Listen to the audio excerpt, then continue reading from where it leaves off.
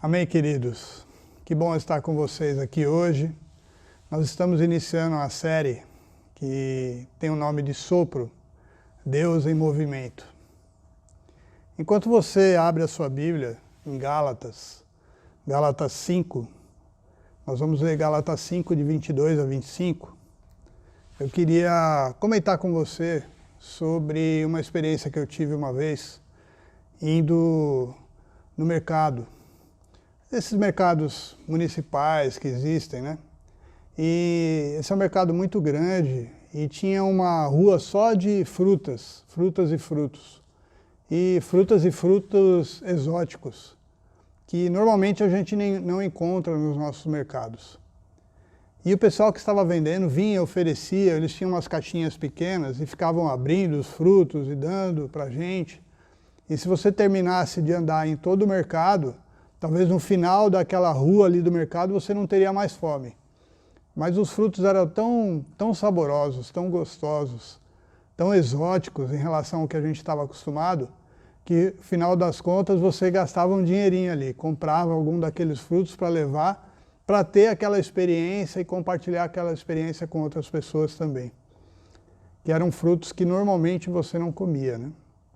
Agora que já deu tempo de você abrir a sua Bíblia, eu queria ler com você Gálatas 5, 22 a 25, que diz assim: Mas o fruto do Espírito é amor, alegria, paz, paciência, amabilidade, bondade, fidelidade, mansidão e domínio próprio. Contra estas coisas não há lei. Os que pertencem a Cristo Jesus crucificaram a carne com as suas paixões e os seus desejos.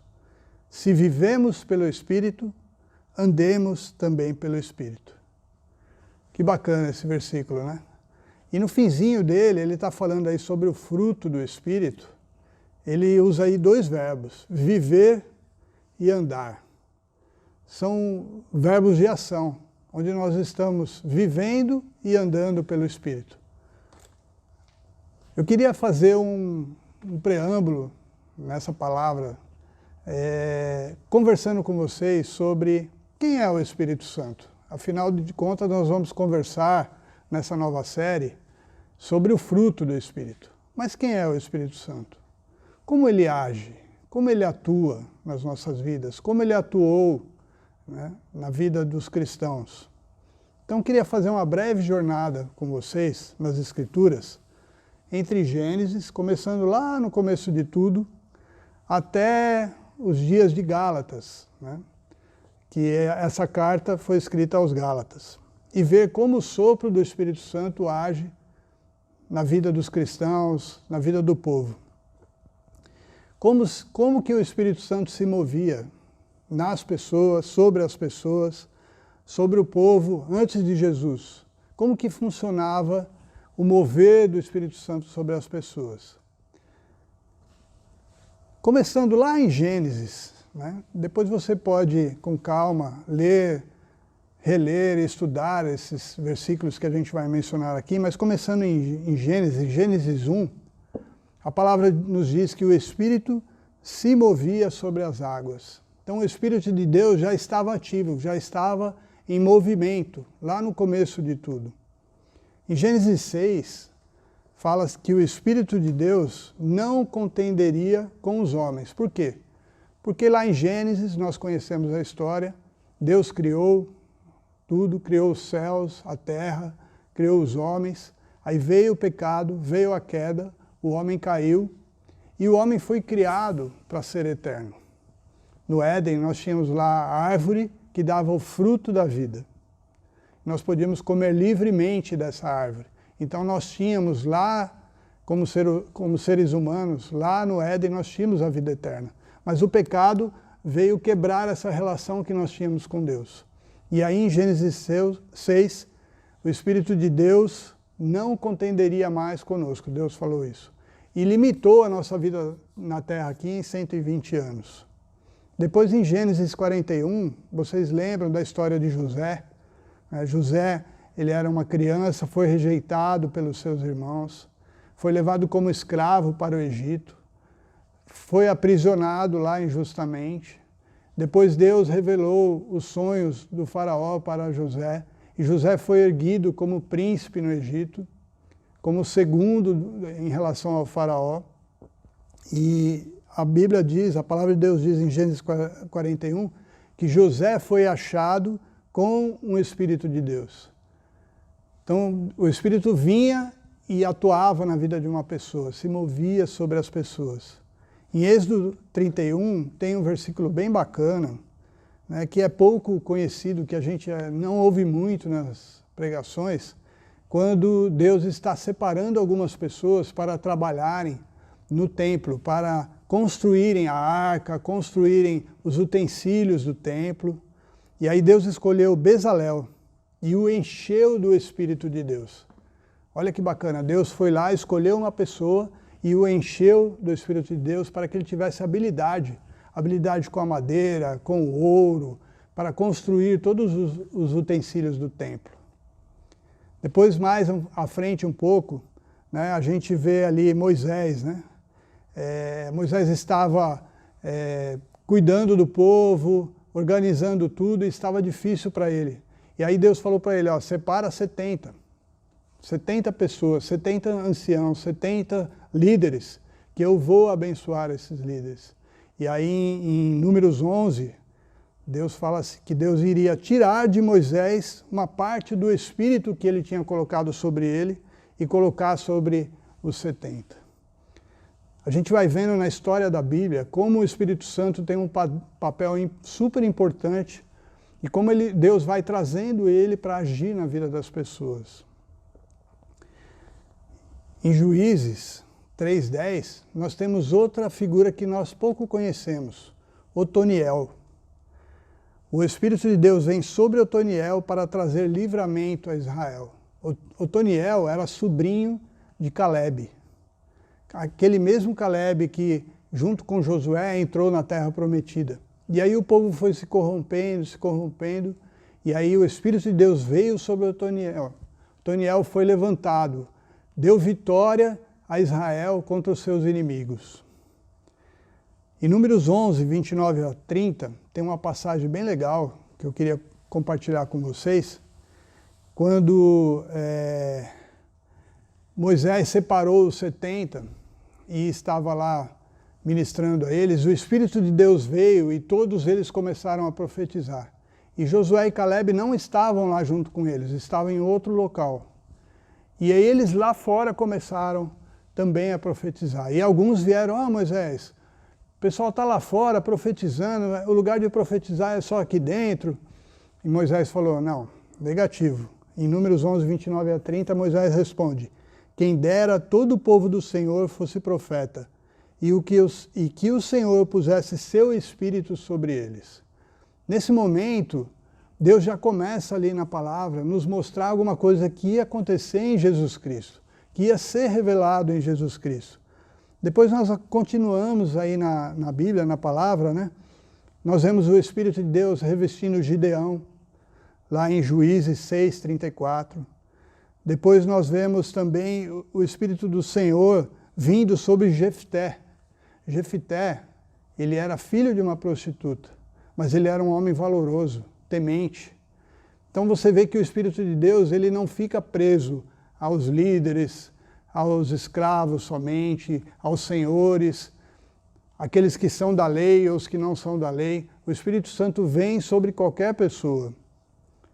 Em Samuel, né, nós vemos o Espírito do Senhor se apoderando de Saul, e Saul profetizando, e Saul levando a marca do Senhor sobre Israel.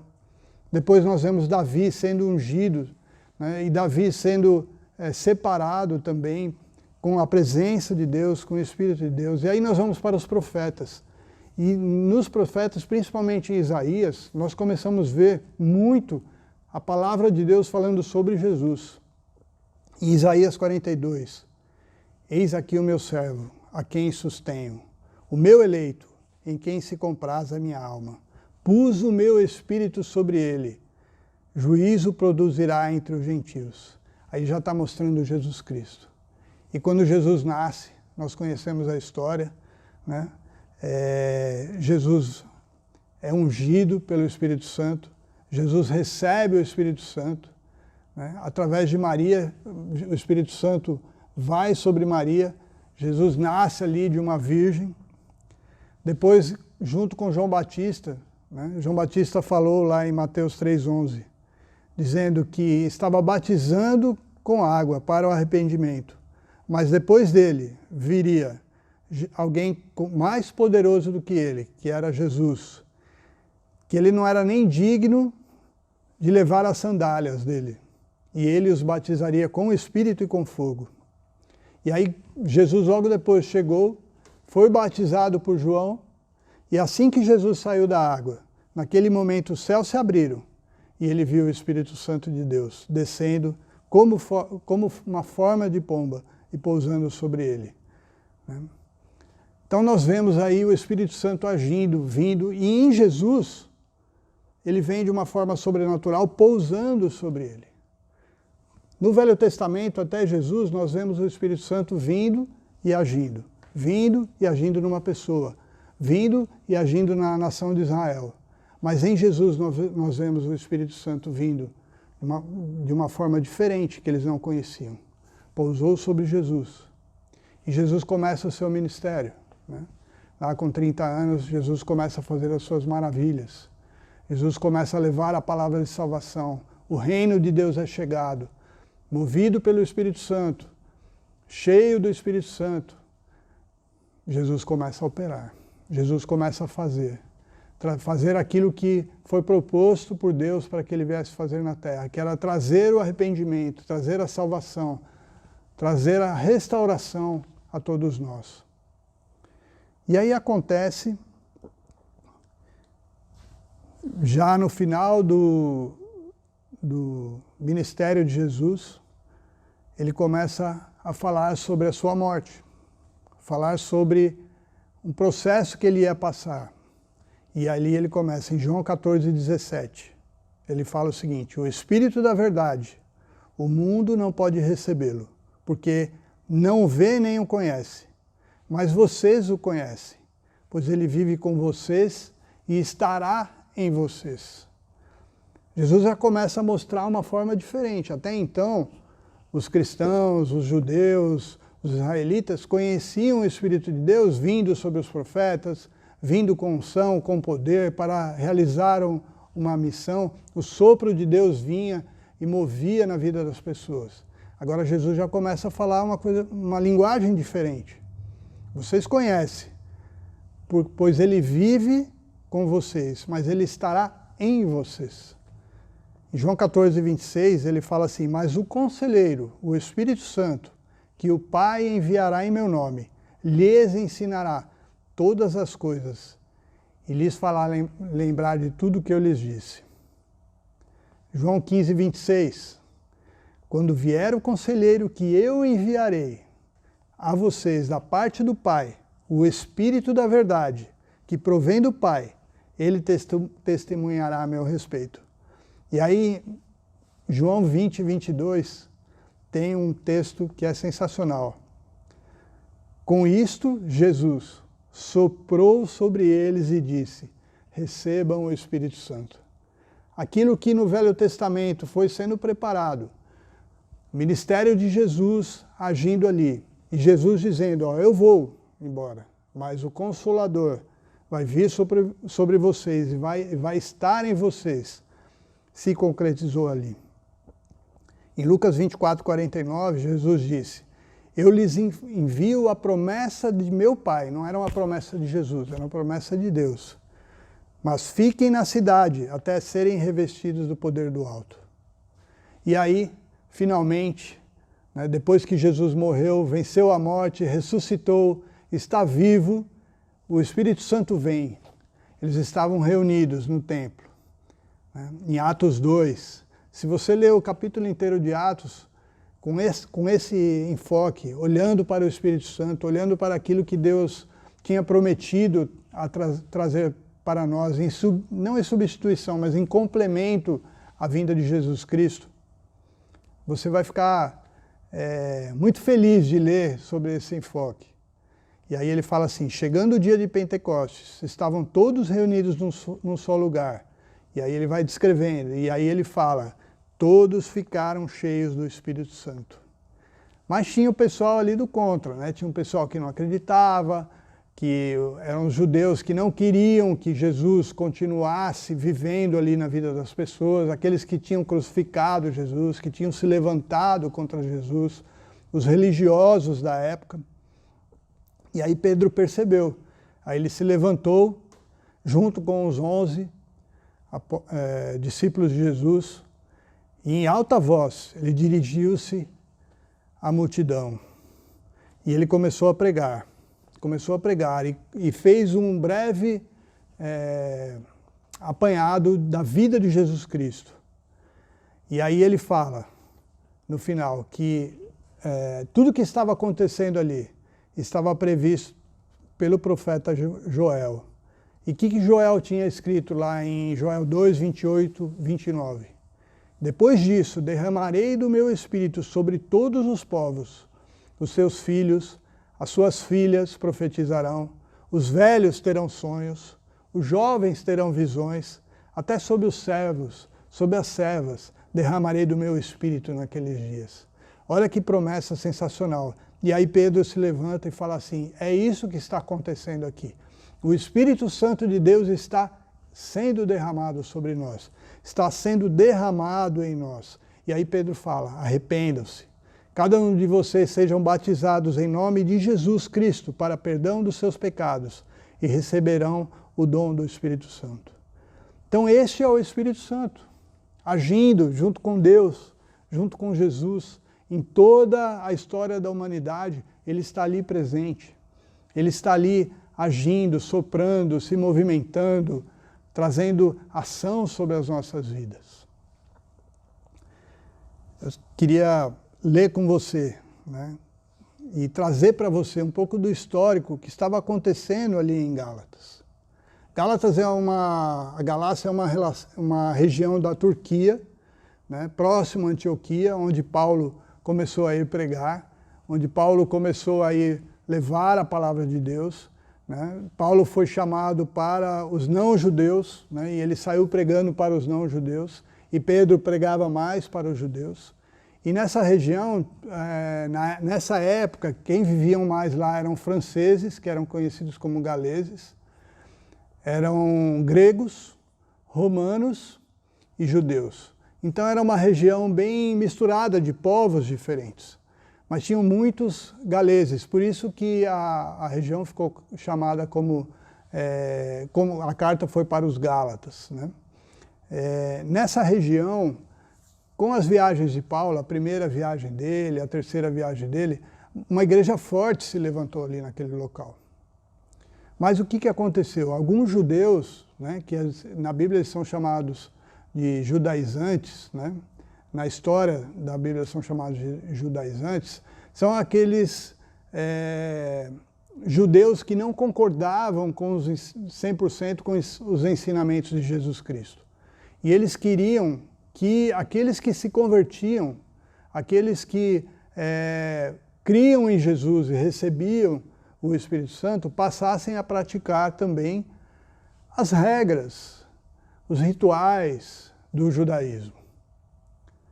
Então é como se hoje uma pessoa se convertesse, ouvisse a palavra de Deus, aceitasse Jesus no seu coração e chegasse no convívio dos cristãos e se colocasse uma lista para ele seguir. Você tem que fazer isso, tem que fazer aquilo, você tem que fazer assim, tem que fazer assado, baseado na religião antiga.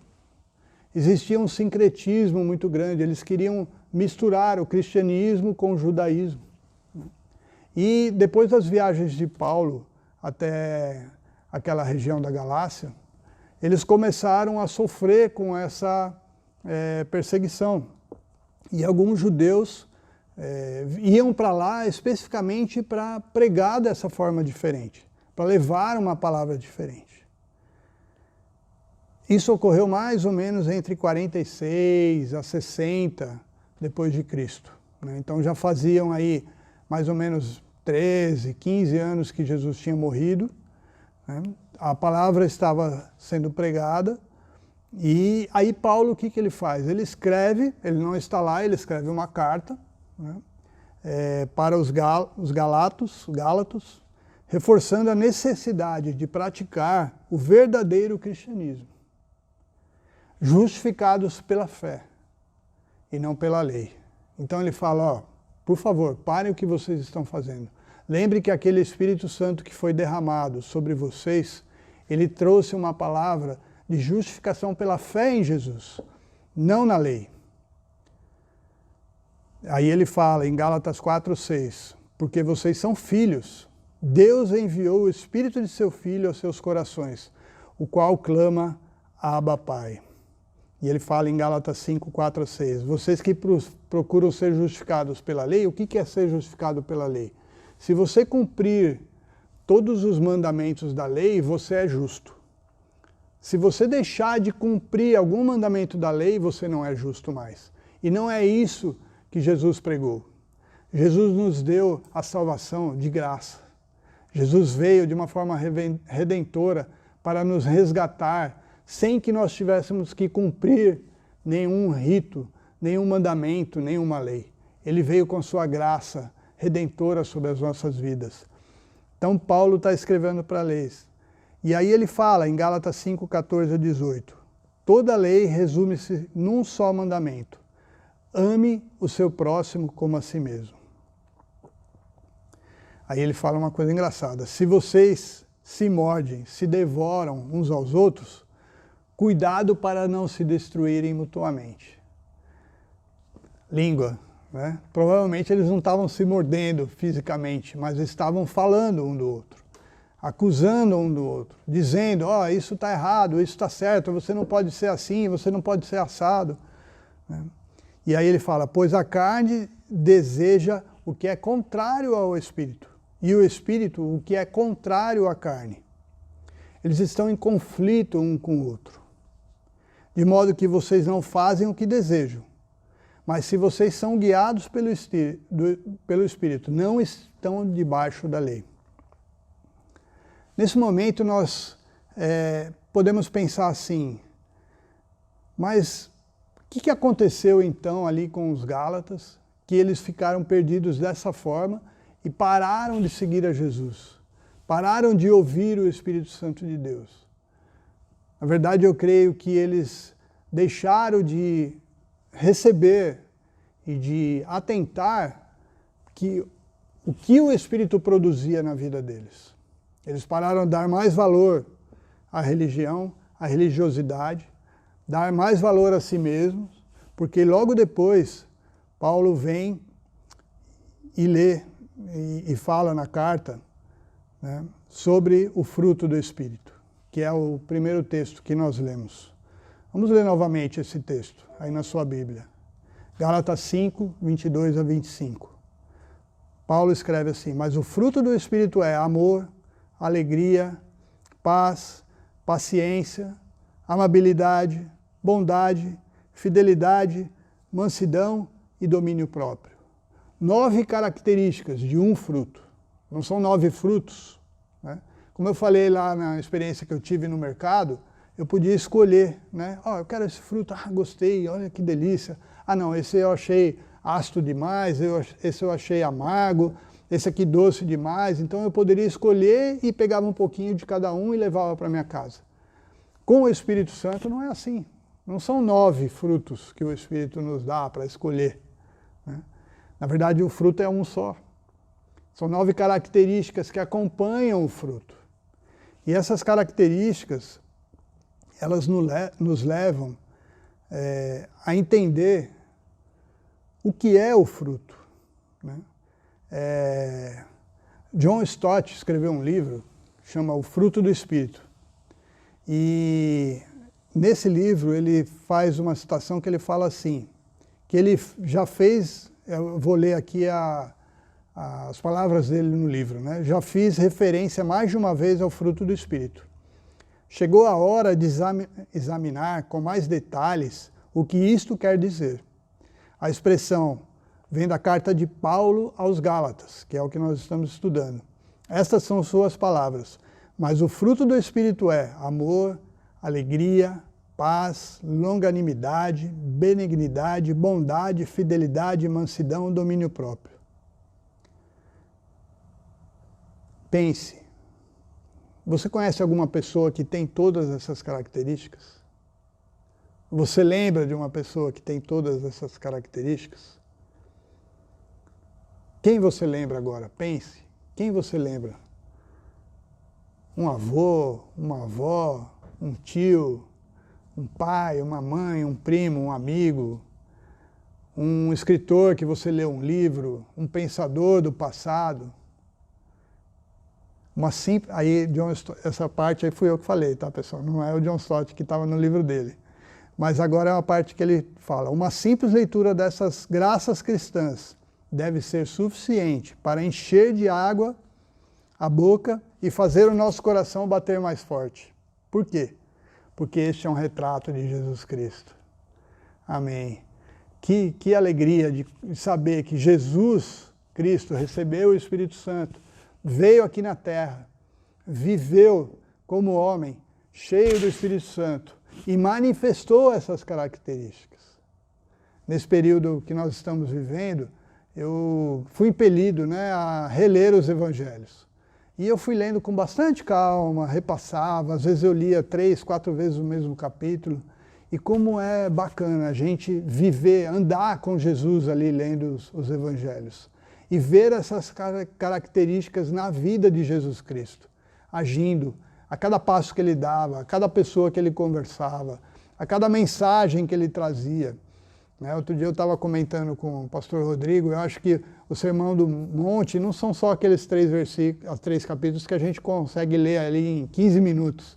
Ele deve ter demorado horas e horas, né? Porque imagina Jesus falando e trazendo aquela mensagem, quantas dúvidas, quantas perguntas, quantas réplicas e tréplicas e quantas coisas eram discutidas ali no Sermão do Monte. E Jesus sempre com mansidão, com alegria, com amor, com paz, né, estava levando a sua palavra, levando o reino de Deus ali aos que estavam seguindo. Uma vez o pastor Ed René, né, que nós conhecemos, fez uma pregação e ele falou que o fruto do Espírito pertence ao Espírito e vem do Espírito. Então a origem do fruto do Espírito é o Espírito Santo de Deus. Não existe outra origem. Não somos nós que produzimos na nossa vida. Não somos nós que sopramos em nós mesmos essa vida. Mas é o Espírito Santo de Deus que vem e sopra em nós. Vem e sopra sobre nós. Qual que é o nosso papel? Né? O pastor Ed continua. Nós podemos cultivar. Né? Nós podemos cuidar para que o fruto permaneça em nós. Para que o fruto cresça, desenvolva em nós. Nós não podemos gerar o fruto, mas o Espírito Santo em nós gera esse fruto. O Espírito Santo nas nossas vidas gera esse fruto. O que o fruto do Espírito Santo então produz na minha vida? Contentamento, amor, paz, alegria. É um estado de contentamento que ele nos leva. Jesus Cristo, lá no Monte das Oliveiras, um pouco antes de ir para a cruz, ele estava triste. Ele estava orando ali, Pai, se possível, passa de mim este cálice. Ele estava num estado de profunda tristeza, mas ao mesmo tempo, o Espírito Santo de Deus na vida dele, ele estava ali com contentamento. Ele chegou a gritar, meu Deus, por que me desamparaste? Mas Deus estava ali com ele, cuidando dele, trazendo luz, trazendo graça sobre a vida dele. Muitas vezes nas nossas vidas nós precisamos desse estado de contentamento. E é o Espírito Santo que traz. Nós não temos força suficiente para trazer o fruto do Espírito. Às vezes nós fabricamos imagens de amor, de paz, de alegria, mas o verdadeiro amor, a verdadeira paz, a verdadeira alegria, somente o Espírito Santo de Deus pode produzir nas nossas vidas. Outra coisa que o fruto do Espírito produz em nós, caráter. paciência, amabilidade, bondade, fidelidade, mansidão, domínio próprio. Algumas versões falam temperança, né? São características do caráter de Jesus que o Espírito Santo traz sobre as nossas vidas. Existe um autor, Christopher Wright, onde ele escreveu: o fruto leva tempo. Cada fruto tem o seu tempo para florescer, crescer e amadurecer. O caráter também leva tempo. Leva uma vida inteira, às vezes. Vamos nessa jornada agora. Nós estamos entrando nessa jornada onde o sopro do Espírito vem sobre nós, trazendo esse movimento, onde nós vamos estudar as características do fruto do Espírito. Nós vamos juntos nessa jornada estudar cada característica e como nós podemos cultivá-lo em nossas vidas. Como nós podemos deixar que o Espírito Santo produza em nossas vidas contentamento e caráter. John Stott, ele tinha uma oração diária que ele fazia. Essa oração era: Pai Celeste, peço que neste dia eu viva em Tua presença e Te agrade cada vez mais. Senhor Jesus, peço que neste dia eu tome a Tua cruz e Te siga. Espírito Santo, peço que neste dia me enchas de Ti e faças Teu fruto amadurecer em minha vida. Amor, alegria, paz, paciência, amabilidade, bondade, fidelidade, mansidão e domínio próprio. Amém, queridos? Vamos juntos nessa jornada. Eu te convido a acompanhar, a estar andando junto, ouvindo o que a palavra de Deus fala conosco, o que a palavra de Deus traz para nós. Jesus viveu, Jesus andou, Jesus nos mandou o Espírito Santo e o fruto do Espírito em nossas vidas produz mudança em nós. Queria orar com você agora. Pai querido, nesta hora eu peço, Senhor, que o Senhor esteja com o meu irmão que está ouvindo esta palavra, com a minha irmã que está ouvindo esta palavra, com meu amigo e minha amiga que está ouvindo esta palavra. Que o Teu Espírito Santo produza na minha vida o fruto do Teu Espírito. Dá-nos, ó Deus, paz, dá-nos alegria, dá-nos amor, dá-nos bondade, Senhor, dá-nos mansidão, dá-nos domínio próprio. Nós te pedimos, Senhor, fica conosco, traz-nos a Tua palavra, traz a nós, Senhor, o Teu Espírito Santo, o fruto do Teu Espírito. Em nome de Jesus. Amém.